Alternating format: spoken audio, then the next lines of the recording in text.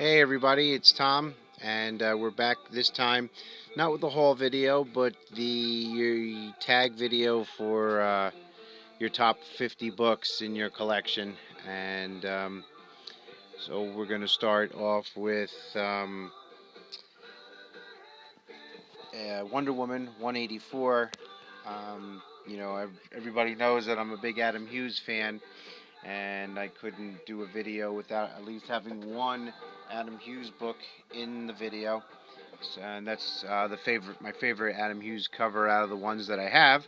And the books I'm going to show are not in any particular numbered order, as far as this one's ranked number 50, this one's ranked number 25, and so on and so forth. So we have Wonder Woman 184. This book here is a book from 1942, and it's Superman.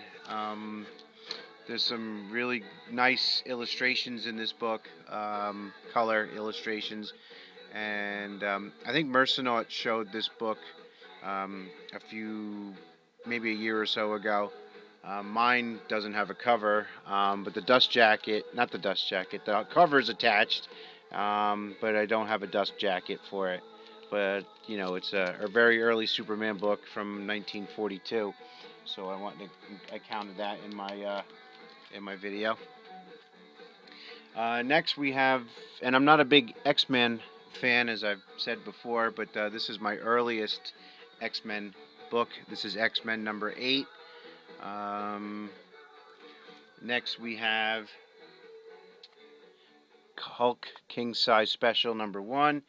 This has been signed by Jim Steranko. This is the first autograph that I've ever got in person from a comic artist. Next we have Preacher number 1, and this is not a book that I've ever read, actually. I have it, never read it. I'm not overly attached to this book. I found it at Second and Charles. I picked it up for $1. I knew the significance of the book. Maybe if the TV show turns out to be something special, then I might crack this open and give it a read. So hold on, I'm just changing the song. Come on. Sorry about that. There's nothing like Gold Peak. All right, so now it's giving me a commercial. So, Preacher, number 1.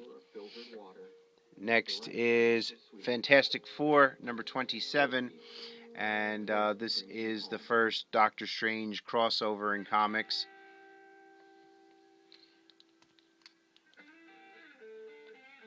Fantastic Four, number 22. Just an early Fantastic Four book. Thor, number 162. This is an origin story of Galactus. The issue before Thor fights Galactus, and this is an origin issue for Galactus. Amazing Spider-Man number 146 is the first appearance of the Shocker. Mine has a date stamp on the cover, but I've had this book for a long time. A lot of the books that you'll see in this video, I either got them 20 years ago or I got them within the past year. There's no middle in my collection. It's weird. Some of these books I picked up when I first started collecting heavily in the 90s, early 90s, and then I stopped for the longest time, and then I started again when I started watching YouTube, actually. So, Amazing Spider-Man number 46, first appearance of the Shocker. We have Godzilla here in the background holding up my books. Just an early Steve Ditko Amazing Spider-Man number 34, Kraven the Hunter. This book I got last summer. Amazing Spider-Man number 43. It's the origin story of Rhino. His first appearance is 2 issues earlier. And I also read somewhere that there's an early Mary Jane appearance in this as well. I don't know how significant that is. Another Amazing Spider-Man book, number 38. And the significance of this book, it's the last Steve Ditko art on Amazing Spider-Man. It's the last book he did. And Amazing Spider-Man number 40 is the origin of the Green Goblin. I've had that book for a while as well. We have some Tales of Suspense books. This is number 56, and this is the origin story. Not origin. It's the first appearance of the unicorn. I'm trying to get this in here a little bit better. Okay. Tales of Suspense, number 48, is the first time you see the red and gold armor. Steve Ditko did the pencils on this as well, and he created the armor. So we got first red and gold armor, Tales of Suspense, number 48. Tales of Suspense, number 58. And it's the first time that Captain America appears in Tales of Suspense. What also is special about this issue, it's the second appearance of Kraven the Hunter. The Spider-Man villain, his second appearance is in Tales of Suspense. He and the Chameleon are in this story. Now we have a little bit of a modern book, a Virgin cover for Red Sonja that Matt, Comic Order 410, got signed for me. This is one of my, some of these books are just in here because I really love the covers, and this is another one of them. Hulk, number 9, Arthur Adams cover.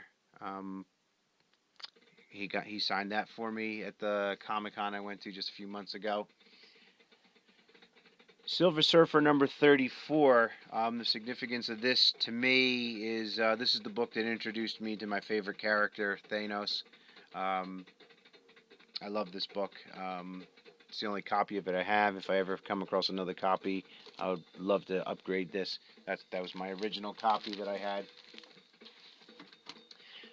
Next is Marvel Super Size Special of Kiss. I actually have both of these. The other one I couldn't get it down off the wall. It's in a top loader and it's kind of stuck.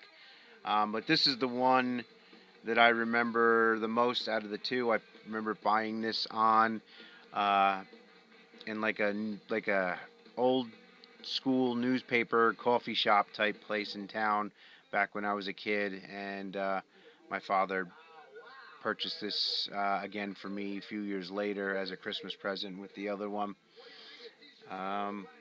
Next is Doctor Strange 169, and this is his first solo book after Strange Tales. Miss Marvel number 1. This next book is the oldest book that I have that's a key issue and a first appearance of somebody. So we have Tales to Astonish, number 44, with the first appearance of the Wasp, early Ant-Man appearance. Who knows, maybe this book will go up a little bit more with the Ant-Man movie coming up. This is far from mint condition. We got a tear in the top corner, and there's some sort of staining going on here. But I'm glad to have it. I've had that book a long time as well. Next, we have some of the Adam Warlock appearances. We have Fantastic Four number 66 and number 67. And I'm pretty sure we're going to see him in Guardians of the Galaxy, just based on the cocoon that we had saw with the Collector. Then we have his first full appearance as him in Thor number 165. Next we got Malibu Sun number 13, first appearance of Spawn. And then we have John Byrne's Next Men number 21, first appearance of Hellboy, first color appearance of Hellboy. I actually have two copies of that. I was lucky enough to find both of those on the cheap, one for $1 and one for 50 cents. Both are in relatively nice shape as well. This was a book that I was very glad to find at the time when I found it. I'm still looking to upgrade it someday, but for now I'm happy to have this one. As Red Sonja is one of my favorite characters, and this is her first appearance in Conan the Barbarian number 23. Number 24 is her first cover appearance, and she's in that book a little bit more, but this is considered her first appearance. This is a book, like Preacher, I don't have any real attachment to, but it's a really significant book that I was able to find on the cheap, and it's Caliper Presents number 1, and it's the first appearance of the Crow. Next, we have a Golden Age book, 2 of them actually.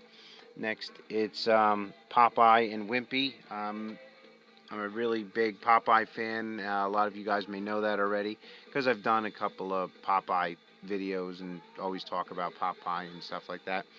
But we have that. And then we have Popeye number... Okay, sorry for that little interruption. The iPhone only has 11 minutes of video footage available to it.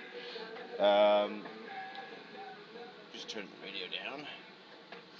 So, I was about to say the next book I was going to show was from 1948, and it's a really clean copy of Popeye number 2.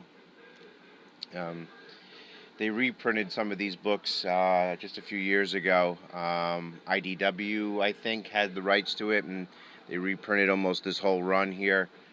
This is issue number 2 of that series. That's good.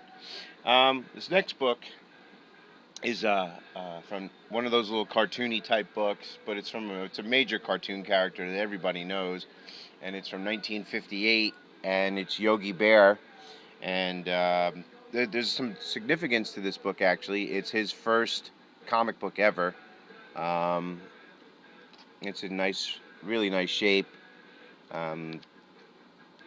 So I've had this book for a long time as well. So Yogi Bear's first comic, 1958. Next is a book that I got from in a trade, the first trade I ever made with my good friend Vin Crew, and it's a book that I really loved when I was a kid. Avengers King Size Annual number 10. It's the first appearance of Rogue, but in addition to this, it's just a really great story. If you've ever read it, you should agree, or I hope you agree. I just think it's a great story. It's got Spider-Woman, it's got the Avengers, it's got the X-Men. There's a lot of action in this story. Carol Danvers is in it. Just a great read. This next book is a placeholder for me, just for the video, because I cannot find the one that I wanted to show. This is Mr. Miracle number 2, but I also have Mr. Miracle number 1, and I somehow lost it.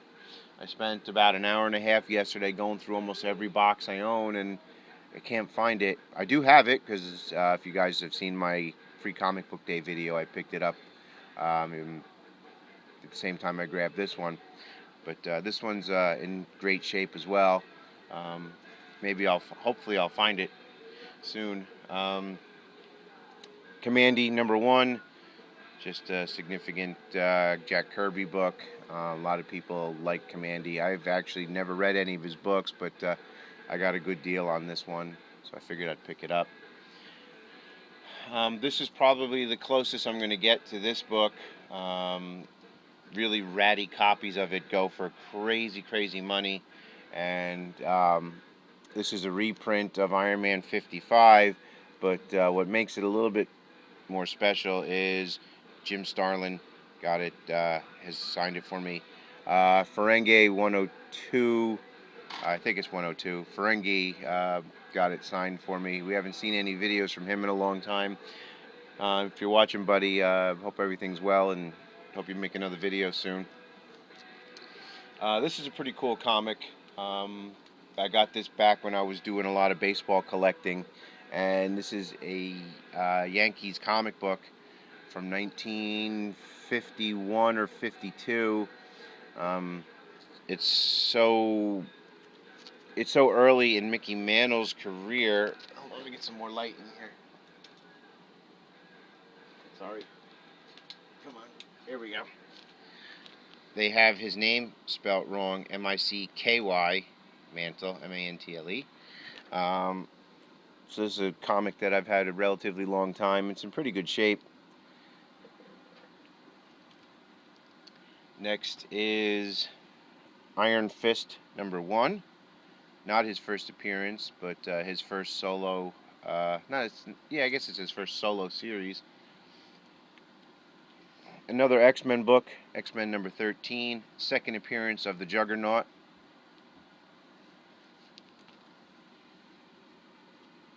Captain America 117, first appearance of Falcon. I've had that book for about 20 years as well. Same with this one. Avengers #58, second appearance of the Vision. This is a book that I bought back in the 90s when the whole Infinity Gauntlet thing was going on, and I was looking for any appearances I could find of this guy. Marvel Premiere #1. It's got some condition issues. That top corner is a mess, but the blacks are nice on there. The border. Sorry. All right. This is a book that I've featured in, I think, 2 other videos already. This is New Mutants '98. I picked that up for $1 at a house that I went to where I went through a bunch of other guys' books. This is a book that I paid $200 for back in the early 90s. It's a Golden Age Captain America book, #69. Should pull back a bit so we can get that all into focus. No.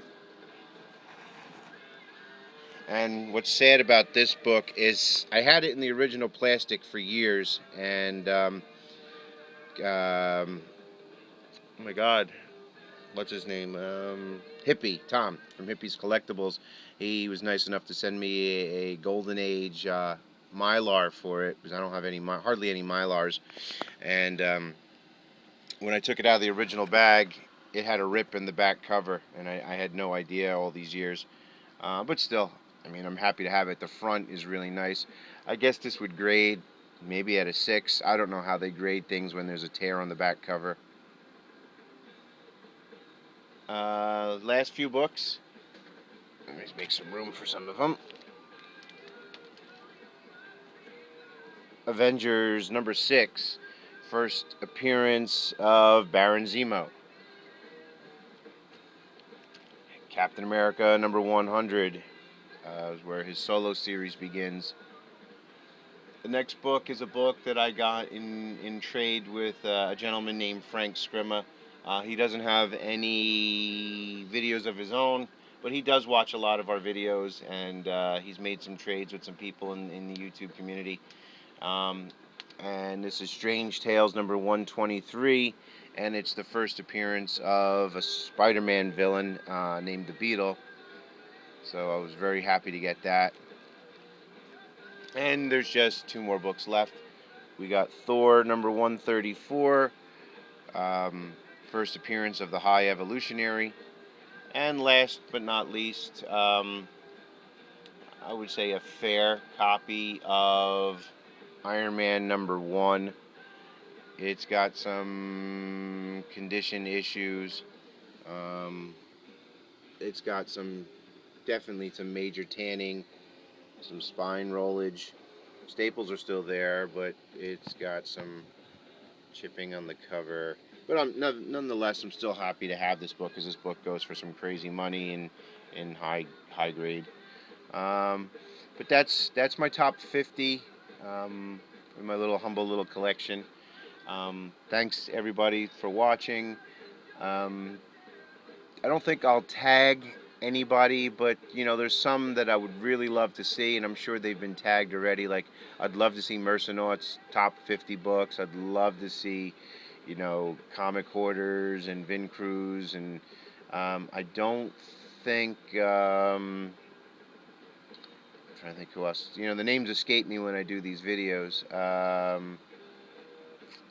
my God, I can't. Howler Mouse. I'd like to see his collection, his top 50 books. So he's really knowledgeable about his books. Fool Killer 5150. He's a good buddy of mine. I'd love to see his top 50 books, as his collection's huge as well.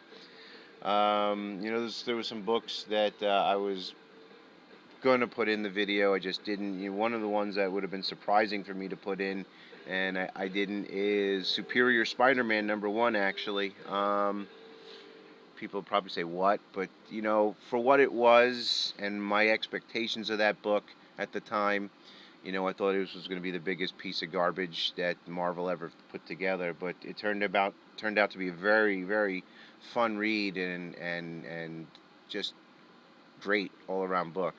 Up until it hit the Spider-Verse parts, it was good all the way, almost through the whole series. But enough rambling. Thanks everybody for watching, and thank you so much for those who are subscribed to my channel. It's just amazing how many people care what I have got to say about comic books. My knowledge can fill a thimble on a good day. And until next time, everybody take care. Bye.